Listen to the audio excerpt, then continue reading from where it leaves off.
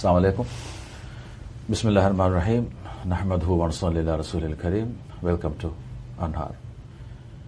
This episode also brings an important conversation or discussion. This is about essence of leadership.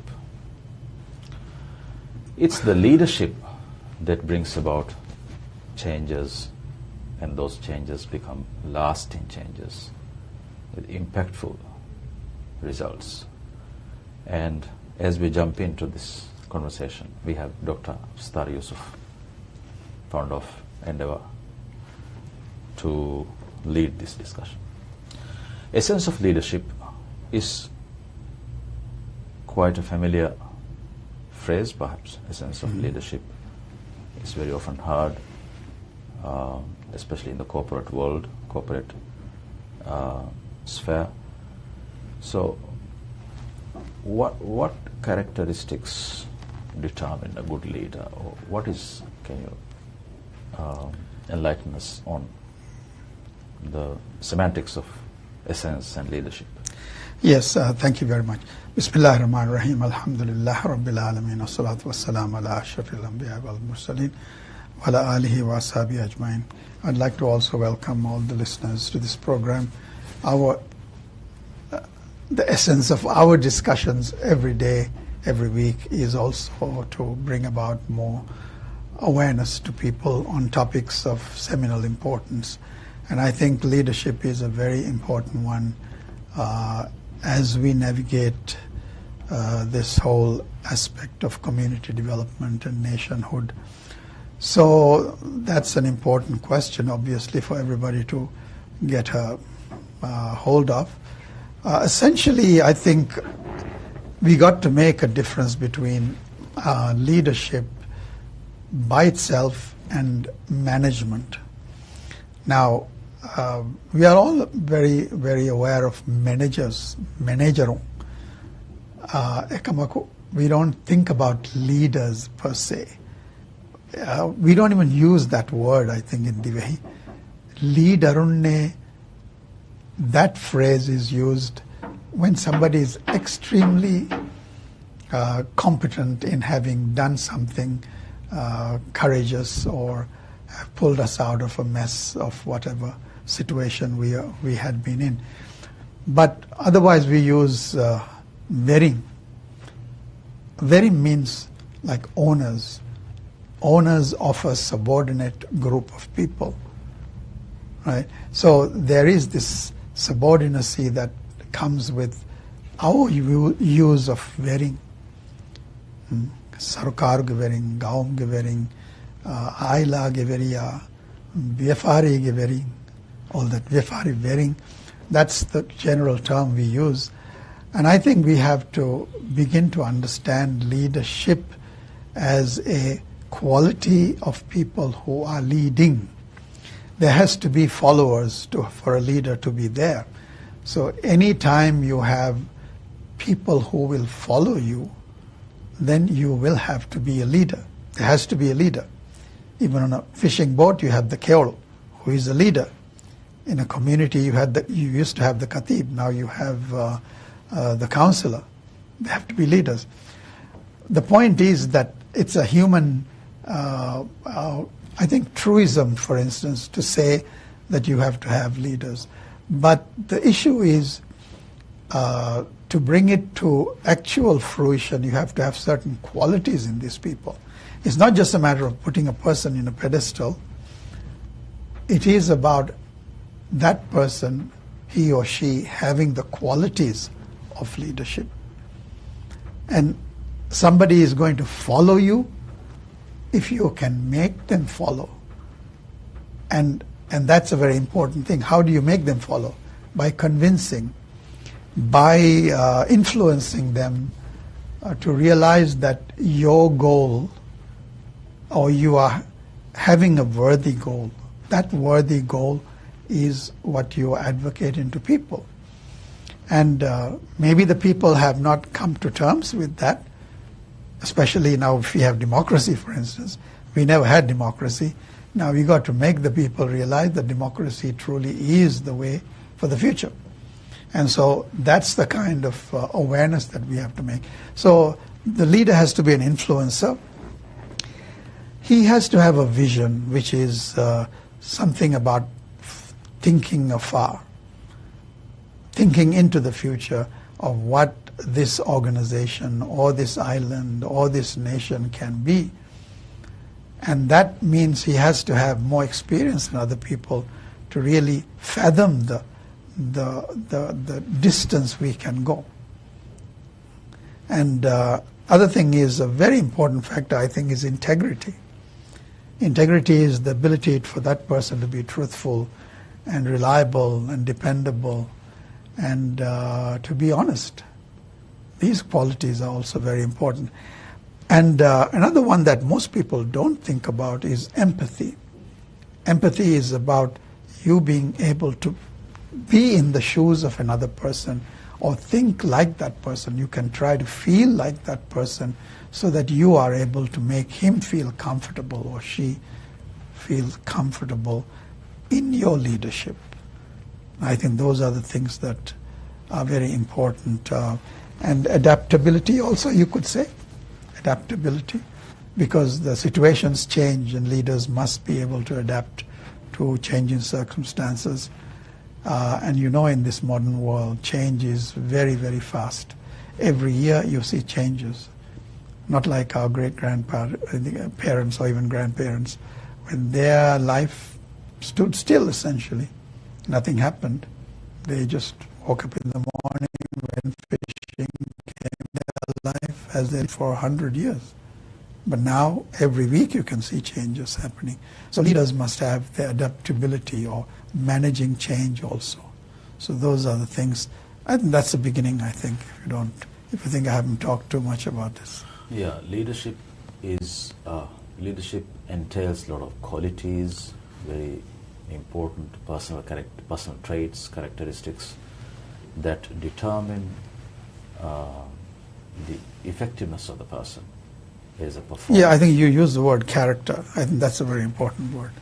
Yeah, the characteristics as well that determine the overall character of the person. Mm-hmm. So that makes him visionary, and that gives him the sharpness and what he sees what others don't see. He is able to envision things for the organization or for the country or for the community where the responsibility lies. So as we look at, for example, some leading world corporations, we see the exemplary leadership quite manifest. For example, how Virgin Atlantic took off, how Apple became a world-class manufacturer of phones, and how that revolutionized tech industry. And also, we have, if you look back in our own past, we see, for example, in the thick of the Second World War, Muhammad Amin Didi was able to navigate the turbulences of the times, and he was able to cushion the country to some extent from the shocks that we suffered as a result of the World War and the depression that ensued. So that was quite transformative if you look at the point at which he started off and to the point of his end of his mission, quite abrupt and tragic. So these transformative leadership, transformative impact leaders bring about to their sphere of influence is amazing. And if you look at our own world history, or history, especially Islamic history, that transformed the unnoticed, the poor shepherds in the Arabian desert with no resources, no knowledge, no learning, into conquerors of the world into, not conquerors of the world in terms of territorial expansion, but rather conquerors of the hearts, and led the world for over 1,000 years. Now, we of course, we claim that certain races, certain ethnic groups in the world today are much smarter as compared to the Muslim representatives, Muslim counterparts. But then where were they for over 1,000 years? It was the Muslims who led the world in terms of knowledge, inventions, industrialization, economic development, medicine, everything as a civilization. So what do we learn? How do we relate? Or are we, what is lacking in us today to emulate those examples? You began with corporate leaders, and I think those corporate leaders were, inspired by themselves to forge ahead with an idea that they have had, and they want to make it a reality. So they had an entrepreneurial spirit that led them, and so they built empires of a business. You would see, as you say, Apple and various other companies. I think that was because the materialistic culture was their forte. That's the thing that they began to espouse, because the whole concept of development they had defined was materialistic development. So corporate development was about creating things that were sellable, market, acquiring the market for all what they did. So that's one way of managing, inspiring and motivating people, which are two very major characteristics of leaders themselves. And so they succeeded. And similarly, there will be others also who will come into the foray of all these things, and they will also succeed. There will be millionaires and billionaires created even 10 years from now also. It's not an end, because human creativity is what brings all these about. So leadership has this aspect of creativity also. The mind is a fantastic organ, and if we use it properly, we can really traverse the bounds of the unknown. Absolutely. That's what's happening, right? Going to the... So Islamic civilization is another facet of it. I think Islam is an inspiration, I would say, a spiritual inspiration. And that had its own quality. And Prophet ﷺ was the major engineer of that. So in just short 23 years, he transformed the whole idea of a sleeping, ignorant mass of people in the Arabian desert into creative and forging ahead with the spirit of Islam to conquer huge areas. And that conquering was very different to the usual conquering that other people did. They killed and pillaged and massacred people. Islam did not do that. Maybe there will be casualties on both sides, but ultimately they had a quality about them that they managed the other people well. They did not convert people, for instance. So that's also another ability to empathize. The others also have their own sensitivities and sensibilities, which we have to accept. And I think we can take a lot of lessons from that in governing ourselves also in the modern day, Muslims, for instance. So Muslims have that innate and a past that is emulatable. Why don't we use that? And all those is about reliability, truth, honesty, adaptability, and all that. So I think you gave a great example on both sides, that leadership is all about inspiration and motivation. but you have to have those essential characteristics that make motivation and inspiration possible. Because I won't believe someone who is not reliable, who is not dependable, who is not truthful, right? I won't be motivated by a person like that. Yeah, even if you look at, I mean, this is amazing if we relate, as we relate this to leadership, the leadership of the Prophet, peace be upon him, in the 7th century Arabia, for example, the power that he had, or the power that he used, was such that his companions were free to desert him if they wanted to. I mean, there was no compulsion on their part to stick to his words or to stick to his policies or his ideas or his way of life he was teaching. They deeply, very, they had a profound acceptance of it, and as a result, they were gravitating towards him because of his moral strength and his character and his uprightness.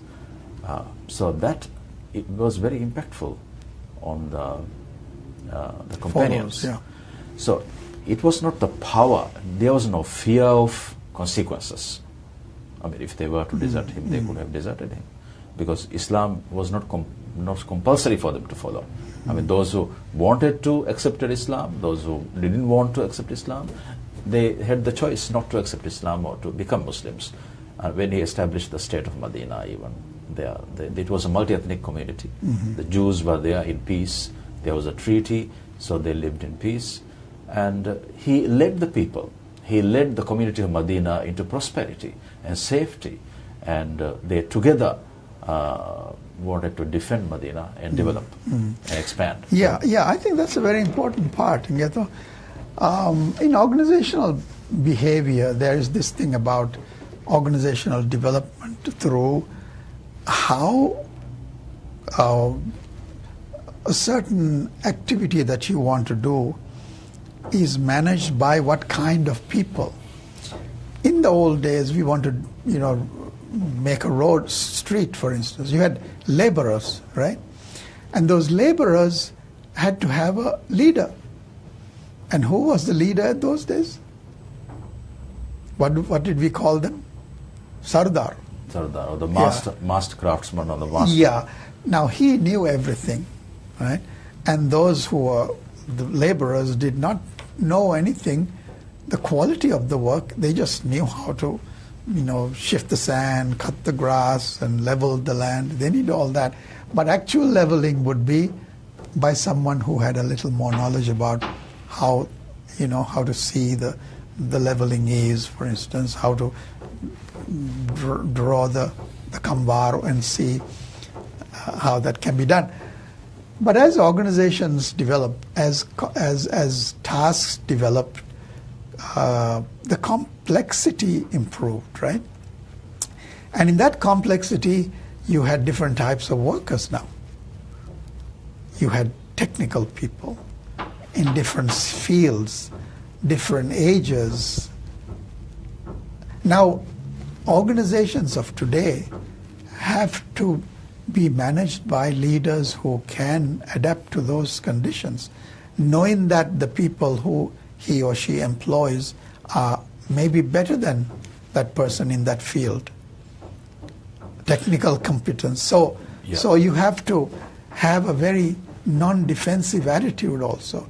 You have to have an attitude of collaboration, trying to use them, delegating authority, and seeing that their quality of work is appreciated, things like that. So these are changes that has happened, and nowadays, as you see, technology has developed so much that right now you have very complex situations. As far as leadership you have is concerned. Leadership concerned. We'll take a break. We take a break. Stay tuned with us.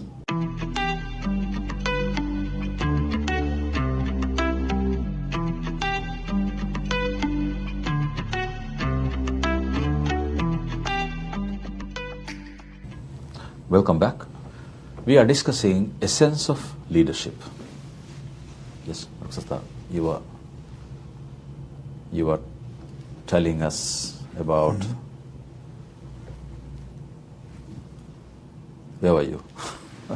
Well, I was trying to talk about how leaders must adapt to different situations, because right now, in this world of very fast-paced change, we have to be ready for the kinds of people we have to employ.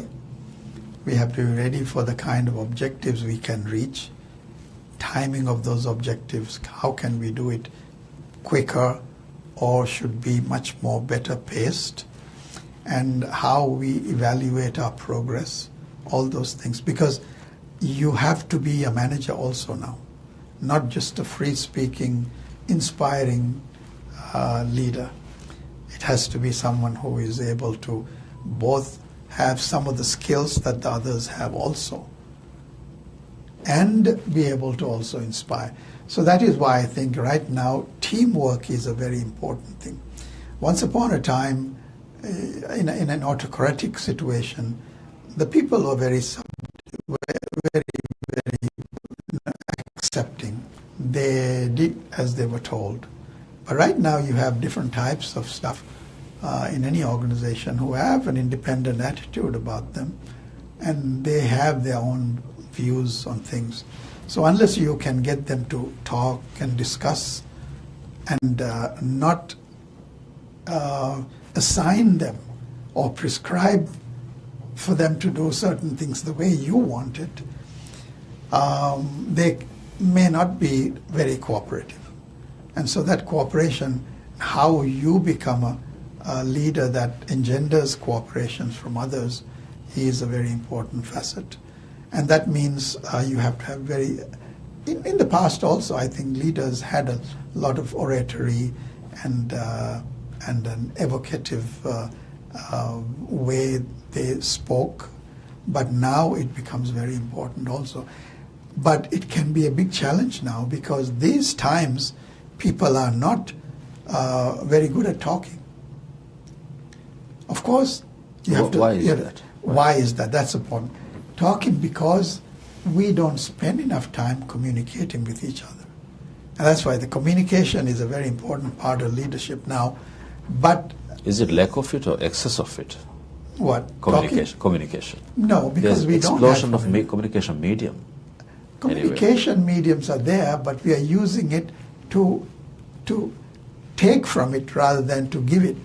There's no give and take. There's only take. You're not giving back. Which means, social media, for instance, you are looking at your phone 5 hours a day maybe. Are you really learning from it anything? Or are you just enjoying what it has to tell, the short ones and whatever else that there are? You enjoy, you're having fun, you're laughing, and maybe you might learn something about something. But there is a huge amount of things that you can learn as knowledge also. Are you looking at the right kinds of whatever is there? And so what I'm trying to say is, you are engaged in that, you are communicating with that. Maybe you are writing, you are writing social media, but you are not having face-to-face conversations with people anymore. Much, much less.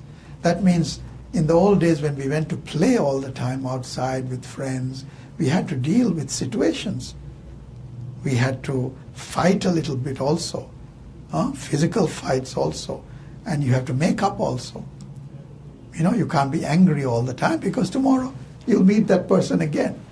Even with families also, big families, 6, 7, 8. Forgive and forget. Yeah, yes, exactly. Something like that. And parents who also, but then right now, with only 1 or 2 children, for instance, parents also have become very protective.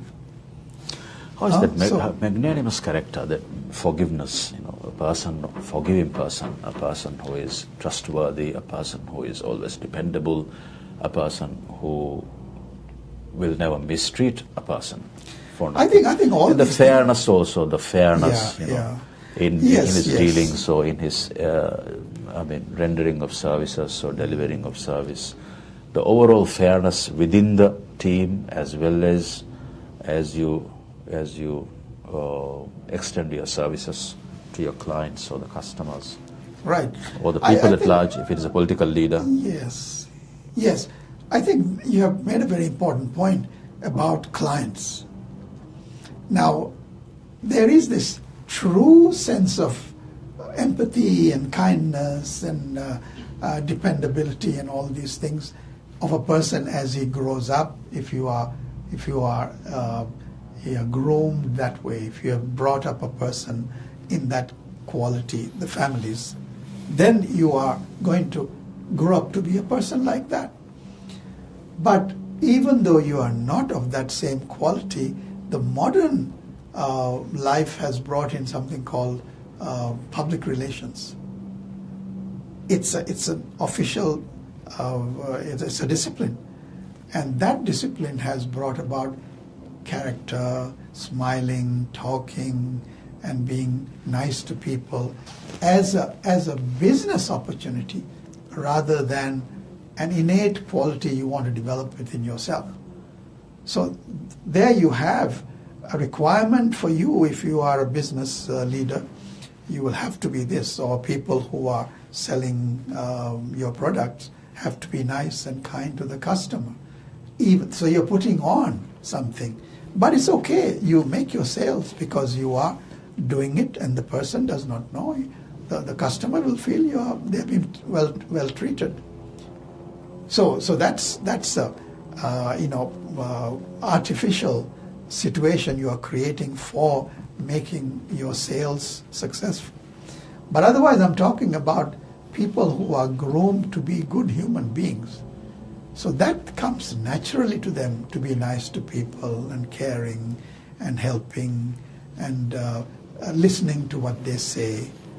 That's a very important part of a leader also. Listen to what people say. Leaders, if the leaders are not able to demonstrate, if the leaders fail to demonstrate that sameness of character in public and in private, and that consistency won't be there in public, and the people who are observing will be able to detect the hypocrisy or the maybe maleficence of the character exuding from that person. So the person has to be consistently a dependable person, a trustworthy person, and public relations or image or whitewashing, kind of some whitewashing, maybe using media or by other means, that may be possible for some time, but it will collapse when the true colors of the person is known to the people. So it's a very short-lived thing when leaders try to put up a front of kindness and genuineness, but deep down, when they are not true leaders, the people will discover and their trust will be gone in no time. Yes, that's very true. And so leaders have to be genuine. That's the word, I think. You have to be genuine. But then how do you know a person is genuine?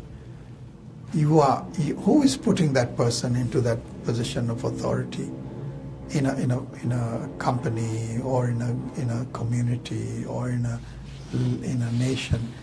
It is the people or whoever, the board in a governing situation of a company. So there has to be something that these people who are the stewards of the system has to have some goal, a goal that is well defined and everybody knows it. And so the question will always have to be, can this do its job? So it's not about what I am going to get.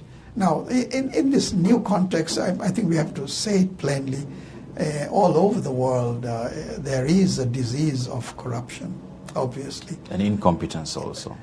Yeah, so People. Competent people don't need to be corrupt. You know, it's incompetence that creates this vista of corruption, because that short-term goal is always there. You are a manager for 1 year, or you are a council person, you know, leader for 2 years, or a president for 4 years. All these things are time-bound. And so that is always there. In this moment, I have to make use of my position to gain for myself as much as I can. That is not a good thing, but that's the way people have come to think now. You know, in any field, it's like that. To change for the better, so that you have to have the agency to change for the better, your organization or your family, or if you are leading a country, or you are in a responsible position. Because that's the change. That's the objective that you have been put there to achieve. Because as a leader, you show the way to others. And you see the way first, and you show the way to others. Yes, to reach that goal. To reach that goal, yeah. If you don't reach that goal, you got to say why it didn't reach. Maybe organizational management was difficult. There are many things that happened, let's say, internationally also, business-wise, global business climate. All these things can change, and you are unable to reach the goals that you were supposed to. But then, if you can be open and transparent in your dealings with the public or the constituencies that you are the leader of, then they will also understand, and they will forgive also. And they will say, I mean, now look at the football, for instance, that's happening. All these managers who are there, many people are sacked every other day, you know, because they are not performing. But their performance is based on how well the team played. But many a time, sometimes, you know, the team also goes on a different path as than the manager. And maybe the manager is not a good leader, perhaps. How you get people to come together. Yeah, as a parting advice. Oh, we are parting already? Yeah, we have reached the end of the time slot. Yeah. So, how would you accountability, in terms of accountability, how would you regard the importance of accountability, or how much should a leader be accountable, truly? I think the idea of accountability, reliability, and dependability are very much in one clump. And that means that you are able to depend on that person to do the kind of things that you have told them to. The performance has to be top shape. Now, you can't suddenly do that. I mean, this is something that we all must know. You must put a leader who has those qualities, not for them to develop it on the job. Now, there are skills that you can learn on the job, you know. Those are technical skills you can learn on the job. If you are a carpenter, you may be an apprentice, but you can learn. Even managing people, somewhat you can learn as a manager, right? But as a leader, you got to grow up with those characters. And so it's an internal mechanism that must flower into a leadership position. Dr. Abstar Yusuf, thank you very much. Thank you for watching. Assalamu alaikum.